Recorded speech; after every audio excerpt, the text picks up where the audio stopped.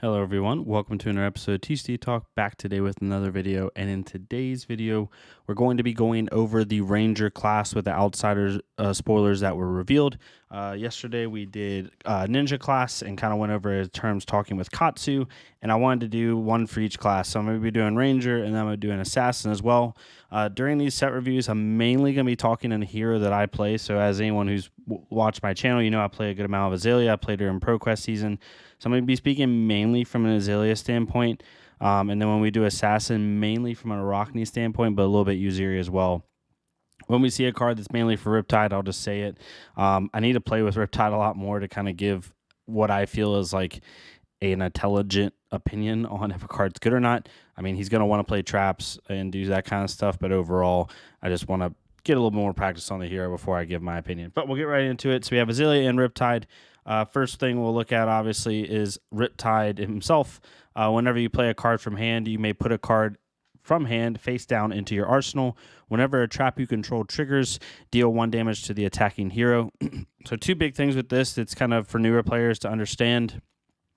Just from an interaction standpoint, when you defend with a card, that is not considered playing a card. However, when you defense react with a card, you play a defense reaction or a trap, then that's considered playing a card. So even when it's not your turn, if you defense react with Riptide with one of his traps, or defense reaction in general, then you're allowed to put a card down arsenal if you so choose. Why that's important is that can work at the end of your turn when you're trying to arsenal a card to then use Barb Castaway's ability, which synergizes really well with his ability. Barb Castaway states either once per turn you may put an arrow from your hand face up into your arsenal, or once per turn instant, pay 1 resource, you may turn a face down arrow in your arsenal face up. If you do, it gets an aim counter. So how this synergizes with Riptide is if it's, let's say it's the end of a turn, you have 3 cards left in hand, one of them being a trap, you play the trap on one of the opponent's attacking cards, you put your arrow face down in the arsenal, and then you flip it on your turn, giving it a name counter, right? So that's one thing you can do. Also, you can get around the Crucible War traps that require to play from hand. If you defend with another trap burst, you can put the Crucible War trap in arsenal and then be able to play it on defense. So it has a couple different things. The second interaction you need to know about is whenever a trap you control triggers, deal 1 damage to the attacking hero. You need to make sure what that means is when you satisfy the condition of the trap, right? So like Buzzsaw traps states when this defends an attack with base power with attack power greater than its base, the attack can't gain power this turn, which puts it back down to its original print. Really powerful card. However, if their attack does not have greater base, the trap doesn't trigger, so you don't deal 1 damage. It still works and it still blocks, but you have to satisfy the text on the card in order for it to trigger. So hopefully that makes sense. I don't want to go super in-depth, but kind of give you an idea of Riptide. So pretty cool hero. Really excited to try him out and see how it goes. Barb Castaway. First one we're looking at. This really isn't playable in Azalea. I tried to make it work and have some fun with it on Talishar and just in like goldfishing. It's not horrible, but it's not good, and it's not better in Death Dealer. Now that we have this card right here, Crow's Nest, we really don't need to force aim counters with Sand Scour or Barbed. I think Sand Scour is still playable, but Barb Castaway, it's a Riptide card. In Riptide, it seems really good. Seems like it synergizes really well with this kit, so we'll have to see how that goes in the future. I don't know if Riptide's going to want any other cards. Trents of Sunken Treasure. The extended art on this is really nice. It's a legendary ranger equipment. Once per turn instant, put a face down card from your arsenal on the bottom of your deck. You gain a resource, so you can do this on your opponent's turn or your turn. I don't think it's as useful in Azalea. I don't think it's better than Tunic. I will say one thing I could see this being useful for in Azalea, and it might be at least worth testing, is you can be really flexible with the arsenal you play. With what you arsenal with, and if you ever just want to sync it, you can, right? So like if you put the main purpose of this card in Riptide is if you put a defense reaction in arsenal and you don't want it to be there on your turn, you then can sync it and gain a resource. That's the whole point. But on Azalea, it allows you to be a little bit more flexible with what you arsenal, because if you don't like it on your turn, you just sync it, gain a resource, and then activate Death Dealer and draw anyway. I think, like, I don't think it's better than Tunic and Azalea. obviously, but I do think it has some use case because you basically get if you arsenal a card you really don't care about, you get an on-demand resource for DD for Death Dealer on Azalea. However, if you're playing Azalea correctly, 8 times out of 10, you're going to be arsenaling something that you probably want to keep in some way, shape, or form. But it does allow your arsenal to be more flexible, and I think it's at least worth a test, to be honest. But that's just my opinion. You then have Quiver of Abysmal Deaths. The legendary quiver, it can be equipped with a 2-handed bow. Just keep that in mind. It doesn't have to be a 1-handed bow. Instant, pay your 3 resources, destroy Quiver of Abysmal Deaths, shuffle 3 arrows with different names from your graveyard into your deck. This is mainly a Riptide card. You could have this in the sideboard for Azalea for like fatigue matchups, but honestly, like Crow's Nest is just too good anyway. And like you can just run Remembrance.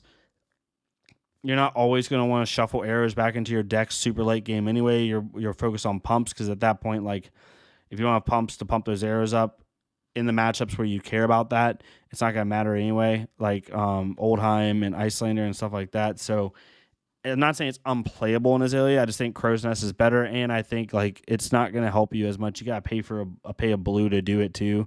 So essentially, for the most part, take a turn off to do it. It's just, and it's a one-time use where you can just run 2 Remembrances if you feel like it. The next one is Quiver of Rustling Leaves. This is really good in Lexi. Instant, pay 3 resources, reveal the top card of your deck. If it's an arrow, put it face up in your arsenal and destroy Quiver of Rustling Leaves. You could do this if you don't have an arrow. I think this could be useful in Azalea. This is almost like an Azalea specialization, to be honest.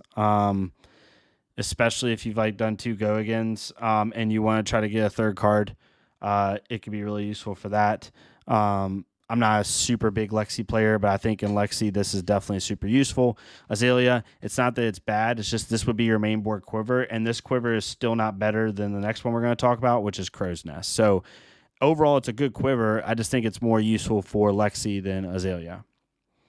And then we have this. So the fact this might be not the best card that in the set for Azalea, but it might be the best card for what it is from a rarity standpoint and like what it does, right? Like this is a token.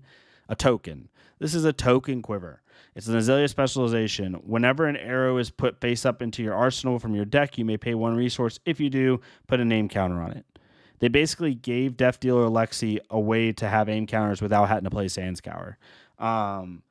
The fact that this is a token, like I'm so surprised it's in like a majestic quiver like on Azalea, right? It's just really nutty. I think they had to do it from a draft perspective because I think the only reason that this is a token is because there's so many aim counter arrows in this set, and this set is also meant to play for draft. And if you don't like give Azalea a way to put aim counters on something pretty consistently in a draft format, then a lot of these arrows are just kind of like not under buffed, but they're still good arrows in the set. But if she can't give aim counters, then like what's the point of drafting her? Just draft Riptide, right? Unless you really care about the dominate. So I think that's why they had to put this at token, to be completely honest with you. So that's that. But great card. Automatic include. It'll be in the main board in every single Azalea deck that runs any aim counter arrows at all. Next one, Driftwood Quiver. This is also a token. This is a Riptide specialization. Destroy Driftwood Quiver. Put a card from your arsenal on the bottom of your deck. This is basically a cheap version of Trench of Sunken Treasure. So if you don't have Trench of Sunken Treasure, you're probably going to run Driftwood Quiver. That's the best way to look at it. But overall, this is more of a draft, or I don't have the legendary, so I'm going to use this type thing. So that's basically what that is. Then we have Wayfinder's Crest. When you defend with Wayfinder's Crest, look at the top card of the hero's deck, of target hero's deck. This is really good as like a semi-opt. It doesn't say target opponent. It says target hero, so I'm assuming you can also look at the top of your deck. Or you can look at the top of their deck, which seems pretty good, and it's Blade Break, so it'd be a good limited card for sure, especially at headpiece. Then you have Amplifying Arrow. This is a really interesting arrow. I don't think it's so close to like being a main board slot, but it's like literally like if anyone knows sports analogies, like the first 4 out in the NCAA tournament, like the first 4 teams that don't make the tournament, that's this arrow for arrows on Azalea. While amplifying arrow is face up in any zone, if it would gain attack power, instead gains that much +1. So it's really nice in Lexi and Azalea, I think. It's just, is it better than all the other arrows that you could be running? Because in Lexi, if you load this in with Voltaire on your second arrow, giving it +1, right, on a 2-arrow turn, it's going to come in for a 0 for 4 at yellow. That's a block 3. That's not bad. That's not like highly above rate, but a 0 or a 1 for 4 technically with the Voltaire load. So it's on rate, but it doesn't have an on hit effect. If this had some type of on hit effect, even like a really minute one, I actually think that this would be ran in most lists. But because of that, it's hard. In Azalea, it'd be nice. It's a yellow pitch block 3 arrow that would come in for off of 1 buff, would come in for 6. Like if you play this and you give any 0 for 3 buff in your deck to it, it's now a 1 for 6, which is pretty good. But again, the arrow itself doesn't have an on hit effect. And I actually think the power level of the arrow isn't what makes it not playable. It's the fact that there are so many arrows that Azalea specifically has access to, and even Lexi. Like Azalea, you have Red in the Ledger, you have Remorseless, you have all the old arrows, Sleep Dart, Fatigue Shot, you even have other like different ones, and then in this set you have stuff like Lace, all the infecting shots and sedation shots and withering shots. Then you have Spire Sniping, which is really good. Like you have all these like really good on hits, or at least like fair on hits. Barbed Undertow, which is like Red in the Ledger on crack. So it's just its lack of an on hit is what's going to hold it back, I think. But it's a really cool design space to like give more buffs to arrows, and I think that it could be used in the future for sure. Or if you don't have all the cards, then it might, you might be willing to get it. And in draft, I think it's going to be really good too, because if you can get this with 1 buff, then all of a sudden you got a 1 for 6 with Azalea. So overall, really good. Then we go to, in my opinion, the most powerful arrow in the set, Barbed Undertow. If Barbed Undertow has an aim counter, it gains when it hits a hero, choose red, yellow, or blue. Until the start of your next turn, they can't pitch cards of that chosen color. So if this hits on an Oldheim and you say blue, they no longer can pitch blues to even swing with their hammer. If you play this against a Katsu and you say blue, they pretty much can't pitch Kadachis. They gotta hopefully they have all 0 for 3s. Like if Prism ever came back and you said yellow, Prism can now not use yellow cards to pitch to go again if they have the same like Luminaris and stuff. So really, really crazy ability. It's not quite like a Red in the Ledger 1 action point, but in my opinion, it actually is more impactful than Red in the Ledger, because Red in the Ledger against some heroes isn't as good as you think. Like against Bravo, it prevents Bravo dominate, so that's really nice, but they still can slap you with a Spinal Crush for 9, right?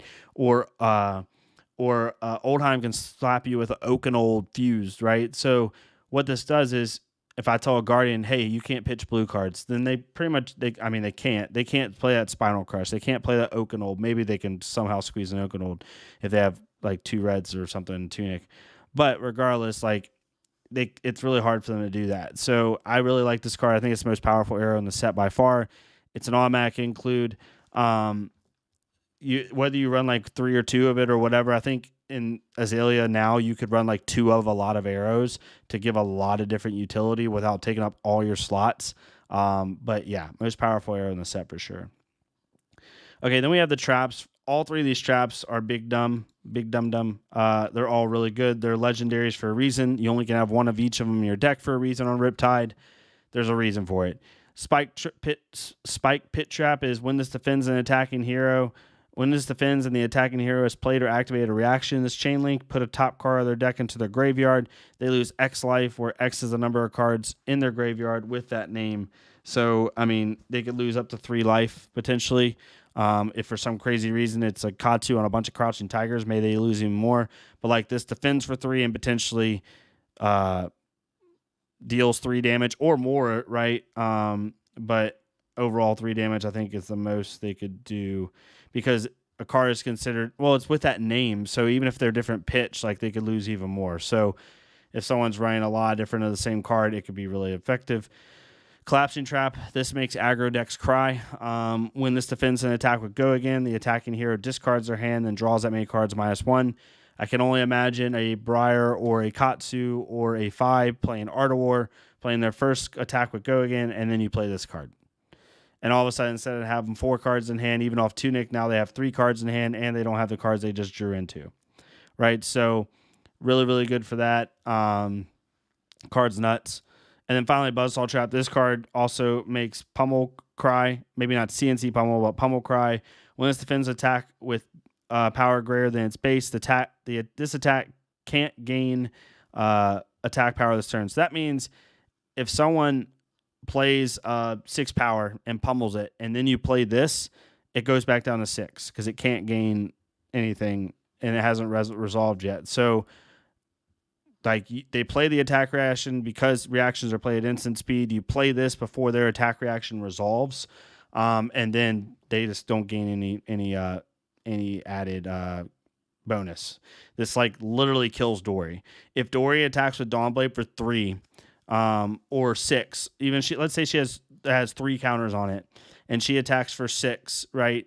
And you block 3, defend 3, and then you defend with this, like their counters are gone, right? Unless they have 20 in blade. But that's about the only thing they could do. But even then, you could still probably stop the counters. So all 3 of these are pretty nuts. Definitely Riptide will be running all 3 of them. Then you have Melting Point. Really interesting card. Your next arrow, this attack gains +4. If it has an aim counter, it gains when this hits a hero, destroy a one-hand weapon they control. The second text is basically like a really good draft, right? This kills Katsus, it hurts assassins, because that's the whole point they made the card, for the lore and theatrics of combating those 2 classes within the draft. Trying to think of other heroes that are meta that this would affect. It doesn't affect Dash, doesn't affect Dromai, doesn't affect Oldheim, doesn't affect Icelander. Really, it's just Kadachi Fai, Katsu, Assassin, and that's pretty much off the top of my head without sitting here and staring into the abyss think of. So the second part's not that important, but a 1-for-4 buff that's also a 3 block is really nice. This would have been awesome if it would have came in at yellow. Even if this would have been a 1-for-3 yellow 3 block, or like if it buffed 3 at yellow with a 3 block, this would have been really nice. Like basically another Deadeye in the deck, and it would have been even better. At red, it sucks, so you can't really pitch it. But I think running a 2 of this would be definitely fine. I wouldn't run a 3 of. I'd probably run a 2 of this because the 4 is nice, because when you combine a card like this with a card like Infecting Shot, because Infecting Shot says if it has an aim counter, it gets +1. So if you can give Infecting Shot a name counter, making it 6, and then you play this, all of a sudden it's coming in for 10 off 1 buff. So that's really, really, really effective. So definitely a 2 of, I think, in the deck, at least to start, and then play around with it from there. But really, really cool buff. Then we have Boulder Trap. This is awesome. Sideboard tech for Azalea. I would even put it in as for Lexi, and then it's obviously going to be in for Riptide. When it defends an attack with base power with attack power greater than its base, put a -1 counter on equipment the attacking hero controls. Oldheim is now going to have to respect that you could have this at any given time. If they swing with Hammer, right, and it goes to 6, and you play this, even if it hits or not, it doesn't matter. Their Rampart's gone, right? So now you have a way of destroying Rampart, which is huge. Really, really big deal. Obviously, you can put a -1 counter on other equipment too as time goes on, but basically the Oldheim matchup, this like shores up and helps the Oldheim matchup a lot. If you can defend any card that's gotten buffed with this card and then kill Rampart, you're in really, really good shape. So definitely would run Azalea and even Lexi in the sideboard. Pendulum Trap, this is a Riptide card. When this defends when an attacking hero is played or activated or action, this chain link, put top 2 cards of their deck into their graveyard. It'll be good for Riptide because it'll help his mill game plan while he's slowly running you out of threats. But overall, not really going to be used in Azalea or Lexi. You could, if you have a this card for Azalea, if you have a ton of Fi in your area or a ton of Ninja, especially post Outsiders, if you find yourself playing against a ton of Uziri and Katsu, this could be useful in Azalea for sure because it'll prevent Mask of Momentum. it'll prevent you play this on Chain Link 2 or Chain Link 3 in the reaction step. And it still hits, then it doesn't trigger mask, right? So it's really nice for that. Or even Dishonor, it could mess with that too. Bunch of different things that it could stop. But I think this only really matters if you're playing against a lot of aggro. That's where it's most useful. Other than that, it's basically a Riptide card. Then you have Fletch, a red tail, Fletch, a yellow tail, Fletch, a blue tail. So these all have different names, which I thought was kind of cool. It's a Ranger action card buff. It's a 2-block. At red, it's a +4. At yellow, it's a +3, and at blue, it's +2. I love the different artwork on the edge of the arrow itself. But your next arrow attack gains +4, +3, or +2. If it has name counter, it gains red cards have -1 while defending. Again, this is like a tech card depending on what you think you're going to be playing in your area. Like, I could see you running the blues in this current meta because of all the ice, like all the Icelander and Guardian and stuff like that. Shoot, even dash, like making their blue cards defend for 1 less while also giving your card a buff 2 might be pretty nice. It is not a 3-block, which sucks. But overall, I think it could be running blue. And then if we go to extremely red meta, or aggro meta, you might be able to play the red as well because it's a 1-for-4, but it is a block 2, which kind of sucks. I wouldn't run yellow though. Yellow is kind of like not that useful. No one cares if you're giving yellow cards -1 because not very many people run yellows except Azalea, to be honest. Then you have all the lace buffs. You have laced with blood rot, laced with frailty, and laced with inertia. All of them give your arrow +3. For blood rot, if it hits, it gains a blood rot token. Frailty, if it hits, it gains a frailty token. Inertia, if it hits, it gains an inertia token. Blood rot means, for anyone that's not aware, at the end of their start of their end phase, they either pay 3 resources your opponent or they dealt 2 damage. Frailty is attacks from arsenal and weapons gain -1 power for their turn, and then inertia is basically seek and destroy. It basically means that they discard their hand or not discard, but put their hand and their arsenal to the bottom of their deck. Okay, so blood rot, in my opinion, and inertia are 3-ofs. Blood rot is super good. Basically, this is a 0-for-5 if you look at correctly, because most of the people that aren't Guardian are not going to be able to pay for blood rot at the end of their turn. Most people aren't going to. If they want an arsenal, they're not going to be able to pay a whole blue to block 2 damage, nor do most people want to, and get an arsenal. So if you play this on a 4-power arrow and it's coming in for 7, and let's say they block 5 of it, you technically just dealt 4 damage because you're going to deal 2 damage from the arrow and you're going to deal 2 damage from blood rot 9 times out of 10, at least so far from what I've seen playing. Frailty is really good, although Frailty I would probably put in the sideboard, especially the arrow you might could keep in the main board, but the buff, I maybe put 1 or 2 of these in the sideboard. It's good against the Dorinthia matchup. It's good into, heck, even the Katsu matchup because Kadachis will turn off. So it's really good for that, but it's more of a sideboard tech. Any hero that values weapons, that's where this is going to be most useful. So I definitely would have this as a good sideboard card. And then we have Lace with Inertia. This card's stupid. When you count this card, so you have this card, you have Seek and Destroy, right? Destroy all cards in hand and arsenal. You have this little beauty, Sedation Shot, which gives them an inertia token if it hits. And then you have Lace with Inertia, which gives them an inertia token if it hits. So if you play Lace with Inertia onto any arrow, it's going to give them inertia.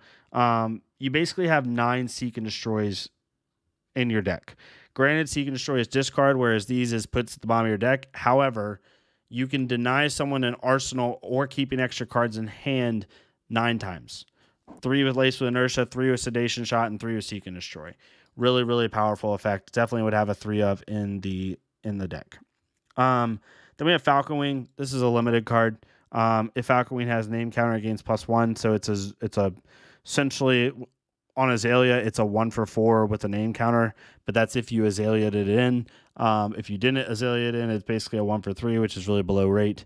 Even at blue, like it's a 0-for-2 or 1-for-2. It's just not good. It's not that the card's not good. It's just it's meant for limited, so it's fine. Then you have Infecting Shot. This comes in at full cycle. At red, it's 1-for-5. Yellow, it's naturally 1-for-4. And blue, it's 1-for-3. If Infecting Shot has an aim counter, it has +1. When this hits a hero, create a Blood Rocks Pox token. Definitely going to run 3 of it red for sure. Probably, maybe if you have like a heavy aggro meta, you could even run this at blue. It would be pretty good at blue because if you Azalea it in, it's a 1-for-4 dominate, create a Blood Rock Pox, which is really nice late game. But definitely the reds for sure is what you're going to run. Then you have Murkmile Grapnel. This is normally a 0-for-4. If it has an aim counter, it gets +1. 0-for-5. Damage that would be dealt by Grapnel cannot be prevented. This isn't necessarily a bad arrow. It's just not as good as the other arrows that you have available in your kit now. So it's probably more meant for limited, in my opinion. Then you have Sedation Shot. This is an automatic 3 of at red. I might even put blue in there. Basically being able to have a Seek and Destroy arrow, right? A mini Seek and Destroy arrow is super powerful. I would probably run this at red and blue, to be honest with you. I think Azalea is going to have a little bit more blues than she normally has. Like, normally you run like 3 to 6, and then if you have ice, you can run 9. I think she's going to run 6 to 9, and then against ice, run 9 to 12, personally, just because you're going to have a couple more 1 costs in the deck. So definitely would think about that at blue for sure. But again, this is a mini Seek and Destroy. It's really, really good. And there's so many decks in the game right now that value having an Arsenal and being able to Arsenal at the end of their turn. Oldheim values Arsenal heavily. Icelander lives off her Arsenal, quite literally. Uziri even likes to have like Arsenals, it seems like, on pivot turns, right? Briar likes to have an Arsenal for Channel Mount heroic turns. Fi, Katsu for Art of War, stuff like that. Like, so many heroes are going to value their Arsenal. Bravo even likes having it. That being able to deny it is super nice. Then you have Skybound Shot. This comes in as a cycle as well. 1-for-5 at red, 1-for-4 at yellow, 1-for-3 at blue. If it has an aim counter, gains +1. Again, this could be a 1-for-6 off of the top. It's basically like a headshot off the top. But if you don't have the aim counter, it's just like a normal vanilla arrow. It's not that it's bad. Be fine for limited. Pushes good damage, but not something that's going to fit in the list. Then you have Spire Sniping. I honestly would probably run this at blue and red. It comes in a cycle, 1-for-5 at red, 1-for-4 at yellow, 1-for-3 at blue. It's so good. When Spire Sniping is put or turn face up in your arsenal, so off of Azalea ability or off, not Azalea ability, Skullbone Cross Wrap or off a DD, you're going to be able to look at the top 2 cards of your deck. Keep in mind, you resolve Death Dealer before you look at the top 2 cards of your deck. So if you load this in with Death Dealer, you'll draw from Death Dealer, load it in. Even though I know draw is after the load, I know it's confusing, you will complete your draw from Death Dealer, then you will opt the 2 cards of your deck. But it's really nice. Like, if you're trying to find an Azalea ability and be able to close out a game, this is super nice. Like, it's like an opt 2. It's not a full opt because you can't bottom a card, but at least being able to see the top 2 cards of your deck, maybe find an arrow and be able to close out a game, super nice. I probably would run this at red and debate running it at blue just for the opt and being able to possibly close out games. Then you have Widowmaker. This card, when you first read it, if you don't know a whole lot about how Flesh and Blood works with cards, it sounds broken. It says defense reactions can't be played to Widowmaker's Chain Link, which is really nice, right? If Widowmaker is defended by 2 or few cards, it has +3.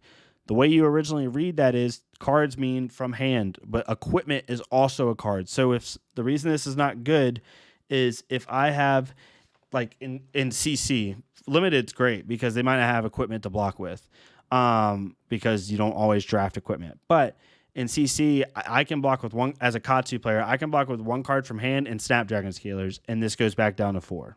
It just does because equipment counts as cards. And people are just going to, any person that has an equipment that doesn't have a block, value, is just going to throw the equipment that doesn't have a block value and doesn't break, and then throw 1 card from hand, and it goes back down to 4. However, in Limited, this is fantastic because they might not have an equipment, and it's going to be a 1-for-7, right? So just don't get confused on this card. I would not run it in CC. Then you have Withering Shot. This is the least powerful of all of the Withering, so you have Withering Shot, you have Sedation Shot, and then you have Infecting Shot with the 3 diseases. This is the least impactful out of all of them. However, it might still be worth the 3 of at red because it's going to affect heroes that rely on weapons or cards from Arsenal. It attacks from Arsenal. It also will help help just as a good 1-for-5 arrow that can potentially be a 1-for-6. It's just, is it better? Is it good enough to fit in the slot? Because I'm telling you right now, Azalea's slots are going to be tight, super tight. So be interesting to see if this makes the list, but at red, I think it's definitely playable. Then we go to Assassin Ranger. I'll go over the hybrid cards. We have quite a few of them. Mask of Malicious Manifestations, the card that I spoiled. I actually think, so CC, I wouldn't run this card. It's not better than Skullbone Crosswrap. It's not better than New Horizon. However, for Azalea, it's nice and limited because you pay, let's say you draw into no arrows, which is very possible in Azalea. It's possible in Constructed. It's definitely possible in Limited.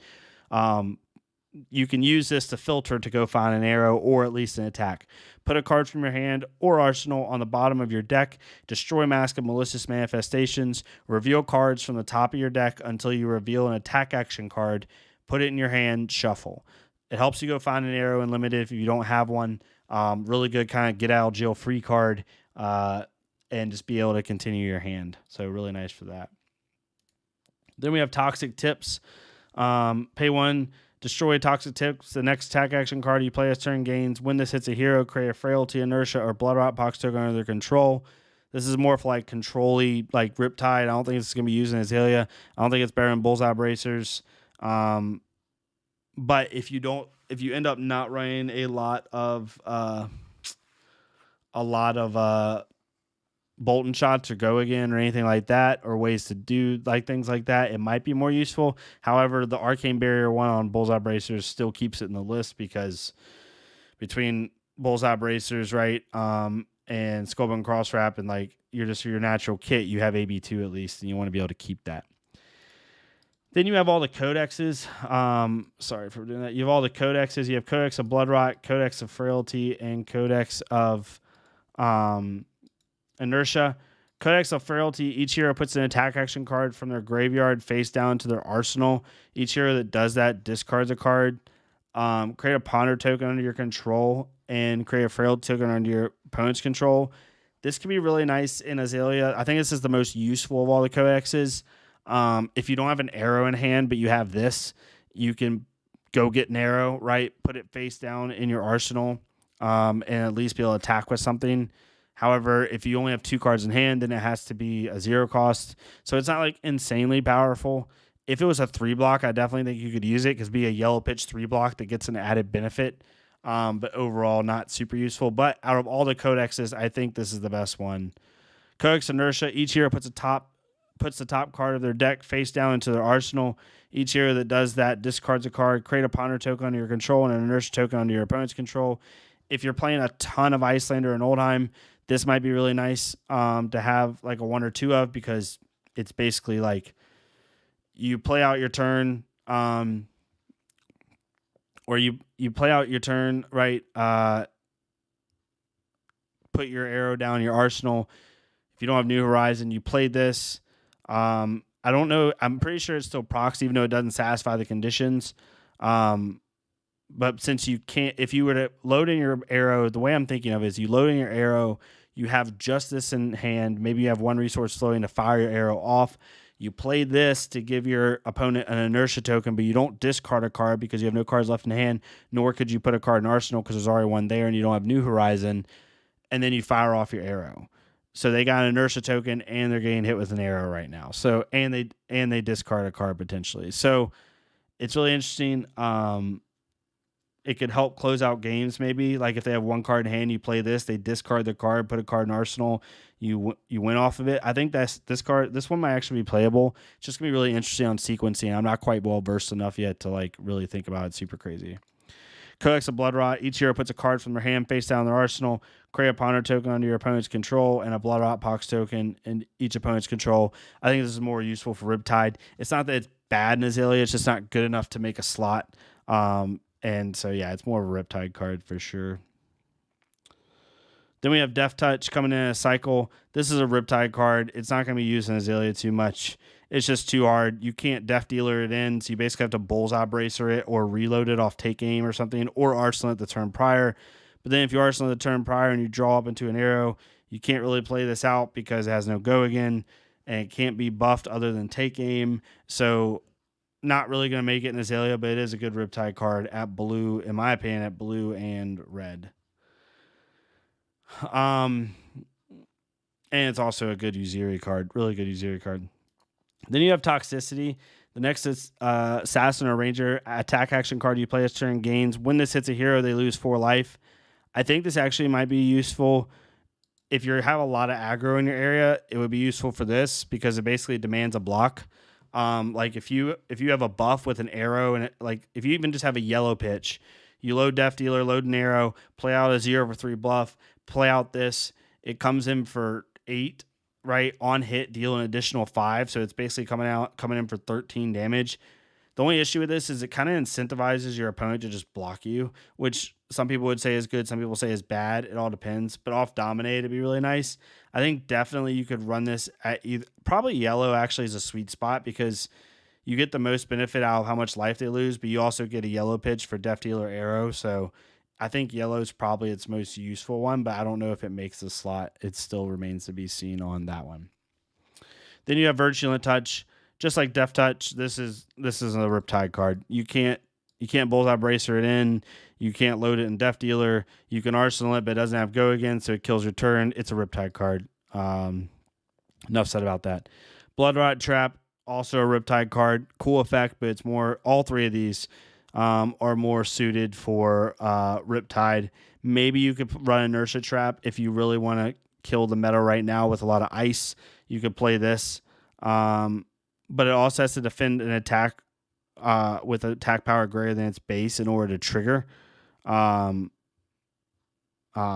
If it doesn't, then it doesn't create an inertia, so it is conditional. So that might not be something that you want to run. It's more of a Riptide card. Then you look through all the generics. I think the only generic that might be useful is Amnesia in a sideboard for poppers and just for a really good card. That's pretty much what I would do. Obviously, Rabbles were reprinted, which is nice. And then, yeah. But, yeah, that's the Ranger cards for the most part. Super excited about it. I think Azalea's in a super good spot. She has so many options now, so many tools that she can run.